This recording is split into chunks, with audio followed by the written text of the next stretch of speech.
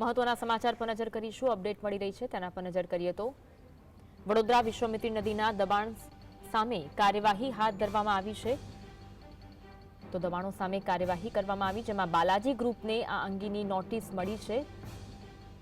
તો જે પણ દબાણો છે તેને હટાવવાની કાર્યવાહી કરવામાં આવી. જીએસટીવીના એક્સક્લુઝિવ દ્રશ્યો. માર્જિનની જગ્યા ન છોડનારના દબાણો તોડી પાડવામાં આવશે. નોટિસ ફટકારવામાં આવી છતાં પણ કોઈ કાર્યવાહી થઈ નહીં. દબાણ કરનારાઓને પાલિકાનું 72 કલાકનું અલ્ટિમેટમ છે.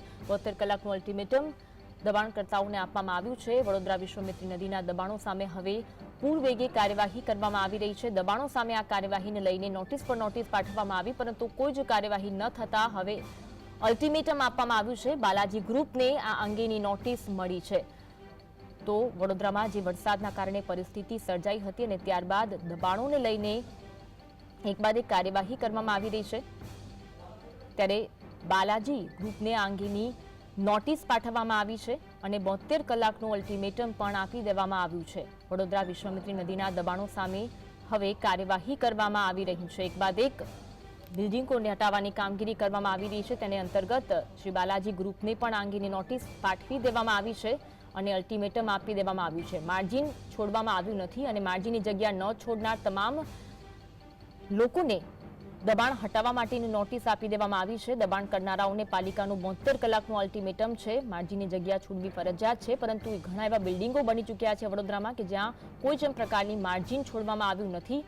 વડોદરામાં પૂરના કારણે જે પરિસ્થિતિ સર્જાઈ હતી ત્યારબાદ તંત્ર હાલ તો એક્શન મોડમાં જોવા મળી રહ્યું છે. આ તમામ જે બિલ્ડિંગો છે કે જે માર્જિન છોડ્યા વગર બનાવવામાં આવી હોય, તમામ બિલ્ડિંગોને નોટિસ ફટકારવામાં આવી રહી છે.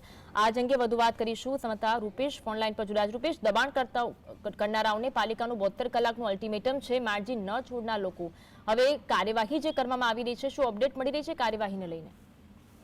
કેટલાક દબાણકર્તાઓ જે છે એમને સ્વૈચ્છિક દબાણો તોડવાની પણ હિલચાલ શરૂ કરી છે અને એમના દબાણો પણ ટૂંક સમયમાં તૂટી શકે તેમ છે. જો તેઓ જાતે સ્વૈચ્છિક દબાણ નહીં તોડે તો તંત્ર દ્વારા તેઓના દબાણ તોડવામાં આવશે. એટલે જે પ્રકારની હિલચાલો ચાલી રહી છે, એટલે તંત્ર દ્વારા અને જે રીતે વડોદરામાં પૂરની જે આફત આવી હતી, જે ઘટના સર્જાઈ હતી, લોકોને મુશ્કેલીનો સામનો કરવો પડ્યો, ત્યારે વિશ્વામિત્રી નદીના તટ પરના દબાણો જે છે એ મુખ્ય કારણભૂત હોવાનું બહાર આવ્યું હતું. તંત્ર એક્શનમાં આવ્યું છે અને નોટિસો પણ આપી છે અને કેટલાકને 72 કલાકનું અલ્ટિમેટમ પણ આપ્યું છે. જી, બાલાજી ગ્રુપને નોટિસ મળી છે. એ સિવાય કોને કોને નોટિસ પાઠવવામાં આવી છે? કયા કયા વિસ્તારોમાં કાર્યવાહી થઈ રહી છે?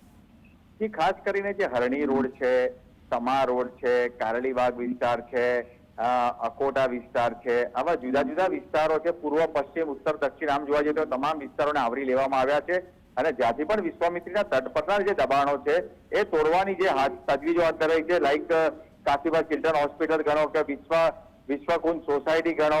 આ વિશ્વકુંજ સોસાયટી એ જ છે કે જેને વોર્ડ નંબર 3માં કે જેને ગણપતિમાં મૂવિંગ ડેકોરેશન જે આફત આવી હતી એનું કર્યું હતું, એટલે એને પણ આ સોસાયટીને પણ જે છે નોટિસ ફટકારવામાં આવી છે. જી, બાલાજી ગ્રુપ જે છે કદાચ તે તો નદીના પટમાં જ બનાવવામાં આવ્યું છે અને નોટિસ આપી દેવામાં આવી છે, અલ્ટિમેટમ પણ આપી દેવામાં આવી છે. જો કાર્યવાહી નહીં થાય તો તંત્ર દ્વારા કેવા પ્રકારની કાર્યવાહી હાથ ધરાઈ શકે છે? રૂપેશ જી, આ જે દબાણો જે ચાહે અઘોરાના હોય કે પછી અઘોરા મોલના હોય કે કોઈ પણ દબાણ હોય, જેના પણ દબાણો છે એના પર એના તોડવાની કાર્યવાહી હાથ ધરાશે. હાલ આ જે વડોદરા મહાનગરપાલિકાના સર્વે મુજબ 11 થી 13 જણાના જે છે સર્વે કરાયા છે, નોટિસ અપાઈ છે અને 72 કલાકનું અલ્ટિમેટમ અપાયું છે. આમાં બાલાજી મોલનો પણ એની રિટર્નિંગ વોલ અને એનો ક્લબ હાઉસનો પણ સમાવેશ થઈ ચુક્યો છે. જી, કાશીબા ચિલ્ડ્રન હોસ્પિટલનું નામ પણ લિસ્ટમાં સામેલ છે, તો તેને પણ નોટિસ આપવામાં આવી છે. શું કાર્યવાહી હાથ ધરાઈ શકે છે? બિલકુલ, મેં આપને કીધું એ પ્રમાણે કાશીબા ચિલ્ડ્રન હોસ્પિટલને ઓલરેડી નોટિસ અપાઈ ચૂકી છે. હવે એ નોટિસને અવગણે છે કે પછી કોઈ જવાબ આપે છે, નહીતર જે 72 કલાકનું અલ્ટિમેટમ છે એ પ્રમાણે કાર્યવાહી થઈ શકે છે. જી, આભાર રૂપેશ માહિતી આપવા માટે.